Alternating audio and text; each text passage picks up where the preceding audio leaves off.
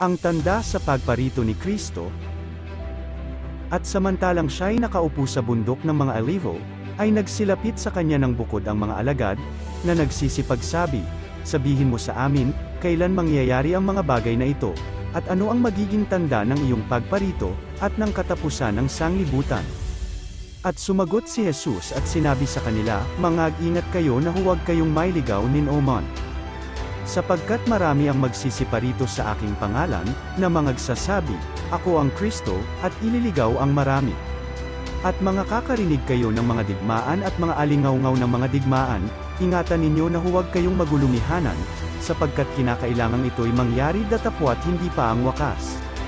Sapagkat magsisitindig ang bansa laban sa bansa, at ang kaharian laban sa kaharian, at magkakagutom at lilindol sa iba't ibang dako. Datapwat ang lahat ng mga bagay na ito ay siyang pasimula ng kahirapan. Kung magkagayo'y ibibigay kayo sa kapighatian, at kayo'y papatayin, at kayo'y kapupuotan ng lahat ng mga bansa dahil sa aking pangalan.